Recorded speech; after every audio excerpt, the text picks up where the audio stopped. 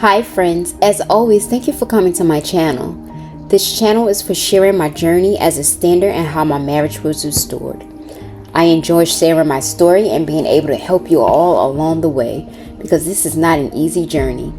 But whether you're a longtime subscriber or new to our channel, I'm thrilled to have you here. I want to take a moment to express my heartfelt gratitude to each and every one of you for being a part of my community. Your support means the world to me. If you're new here, welcome aboard. I invite you to hit the like button if you find value in today's video, and don't forget to subscribe and ring the notification bell so you never miss an update. To my dedicated subscribers, thank you for your ongoing support and engagement. Your comments, likes, and shares inspire me to keep creating valuable content for you. But today I want to talk about how to understand what a broken man or woman really means. Are they really broken? Can they be healed? How can you help them? God can help you understand and support a broken spouse in a broken marriage. If you're struggling to connect with your spouse and feel like your marriage is falling apart, this message is for you. When your spouse is broken emotionally, mentally, or spiritually, it can feel like you're miles apart, even when you're in the same room. Understanding and supporting them in these times can be incredibly challenging. But through faith, empathy, and divine guidance, there's a path forward. Trust me, I know I've been there. Like, even when they're in a home, sometimes you feel alone and you're like, aren't you my spouse? What's going on? But we never understand what they're going through and try not to understand. But the Bible offers profound wisdom on navigating these difficult moments. In 1 Peter 3:7, we're reminded, husbands, in the same way be considered as you live with your wives, and treat them with respect as the weaker partner and as heirs with you of the gracious gift of life, so that nothing will hinder your prayers. This scripture underscores the importance of empathy and respect within the marriage covenant. Turning to God in prayer is essential. Prayer, it can change a lot of things. It's like, pray for wisdom and patience. Ask God to open your eyes to see your spouse's pain through his eyes and to fill your heart with compassion.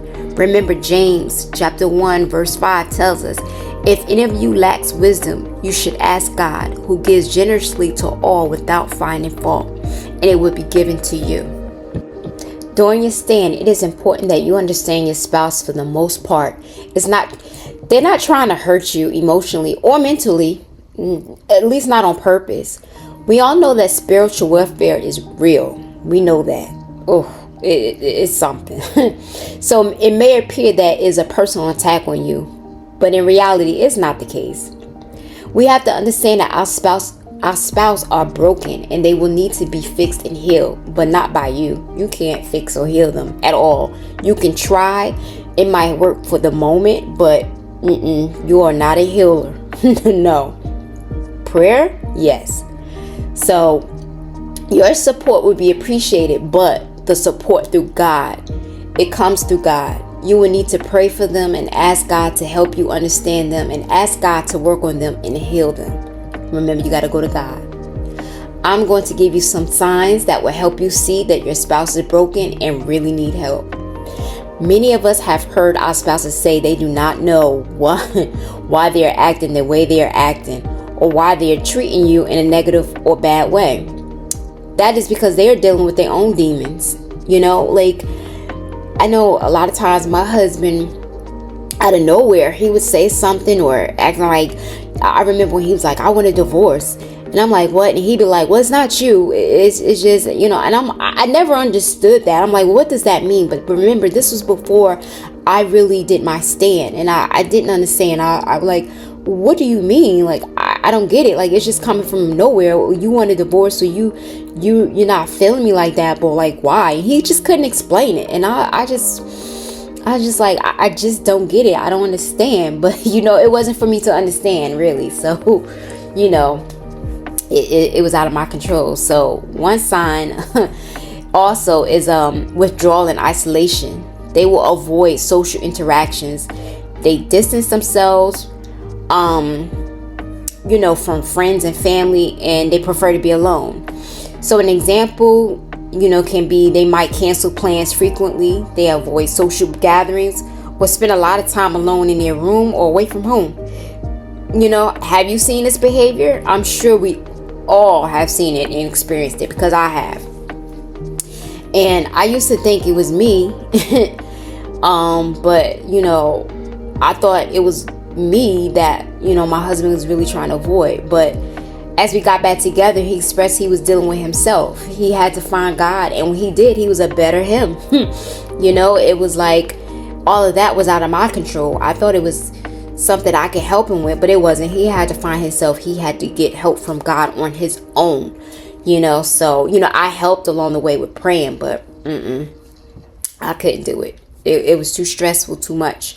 So it was something he had to do on his own. So sometimes we have to allow our spouse to go through what they're going through and dealing. And I know it seems rough and hard for you to try to understand, or you thinking it's a personal attack when you don't think like that. I'm here to tell you, don't think like that. Just let them be. Keep praying for them. And I'm going to give you another one. The next one is emotional numbness. This is when they lack emotional response or enthusiasm, appearing detached or indifferent to situations that would normally evoke an emotional reaction. They might show little excitement about positive events or be unaffected by negative news, seeming emotionally flat or disconnected. Once again, nothing to do with you. So, it's just the emotions that they have to go through and they deal with, and you just have to take yourself out of this situation. So this one is a rough one, because being married, we all have experienced this, and in some way or another, we all are guilty of it. Yes, irritability and anger. Sometimes we all can become easily irritated or angry. Many times we get upset over minor issues, which causes us to have a short temper or outburst. I mean, we're human. It happens. It causes us and our spouse to get frustrated over things we all may say or do. It seems to be a natural reaction. And it is. It's a true natural reaction. We are human, and we're going to feel the way we feel. And sometimes, we can't help ourselves. We get upset, we get angry, and we might take it out on the next person. So sometimes that's on us. We might say, leave me alone. And when they are trying to come and talk to us, communicate, and we like, I don't feel like being bothered, leave me alone. And they like, okay, they're not going to try to beg us, to talk with it. Like, all right, that's how you feel. No problem. So, sometimes that's on us too, but we all are human, just like your spouse. They're human. They're going to have their feelings. They're going to have their reactions, so it happens. Here's another big one. Loss of interest and motivation. It is easy for them to lose interest in activities they once enjoyed and lack motivation to pursue hobbies, work, or personal goals. This is definitely a sign of depression. So you see how all of this can affect one person, and as a result to the other spouse suffer as well. And however, it's not done on purpose.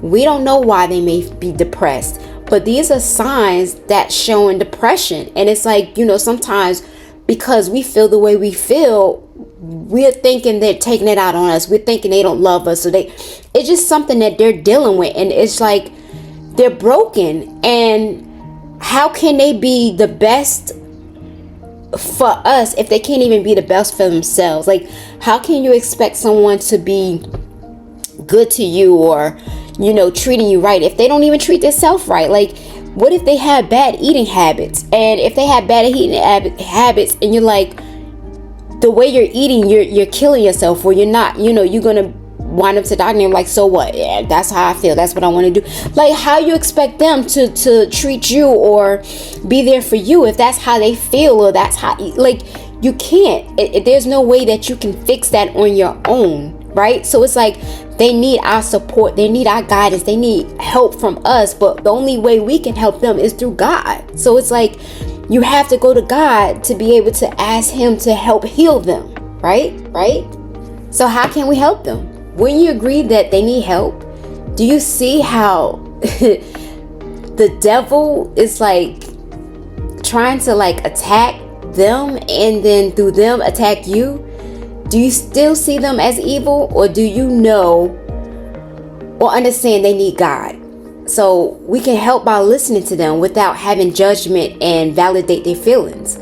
You know, like sometimes they just want to be heard or understood, and that can be a starting process. Even if them saying they want to be left alone, it may not be what you want, but it may be what they need. I had to learn how to give my husband the space he needed. If it meant that he was getting his own apartment for 2 years or so, then so be it. I mean, it hurt me to my core, but it was something that, you know, he needed. And honestly, I didn't realize it was something that I needed too. You know, during those time when he wasn't living here, it was like I got to think and reflect on me too. Like there was things I needed to change and things I needed to work on. So that kind of helped for me too. You know, in the beginning, it hurt. Like, you know, I was being selfish. Like, no, you can't leave. Don't go. Don't leave. But, you know. So, you know, he tried to make me feel better by saying he was only moving 5 minutes away. But to me, it was not. You know, him is like just, I don't know. It was something new, and it was, you know, something that I wasn't used to. But he literally did move like less than 5 minutes away. So it's funny, but you know, I mean, it did make me feel a little good. It's not like he moved to a whole nother town or whatever. He literally just moved like less than 5 minutes. So anywho, we have to show them empathy and have patience by understanding that healing takes time. And as a matter of fact, everything is on God's timing. So I wanted things to be fixed right away. I wanted my husband, and I didn't want to look or think about anything else. But I had to learn that if I leaned on God, that He's the only one who could help my husband and help our marriage. So I'm here to tell you guys the same thing. Just lean on God. Don't try to understand. You know, don't take it personal. You know, it's something that they need healing for. So just ask God to help heal them and help to understand them so that it can be better, because you know it's just in a personal attack. You know, it's a warfare. You gotta fight, so you gotta pray it off. You gotta pray, and you know, I'm sure, you know, eventually things will get better. It's rough in the beginning, it's rough in the middle, and then it gets real rough in the end before it gets better. So just keep praying, don't give up. You know, they'll get better. You just have to, everything is on God's timing. You know, and then also when I went to church on Sunday, we have to stop giving the devil credit. You know, we fed him. He went from a snake to a dragon. We have to stop feeding the devil. Don't let the devil attack us. Stop. Put him underneath your shoe. Step on him every day. Devil, get behind me. You're not going to attack my marriage today. You're not going to attack my spouse today. No. Pray him away. But after this, guys, I just want to say thank you. Thank you for joining me today. Keep praying and continue to say your marriage will be restored. You know, I ask that you would please like, subscribe, and share. And, you know, I will continue to bring you content. But until then, be blessed and see you next time. Bye-bye.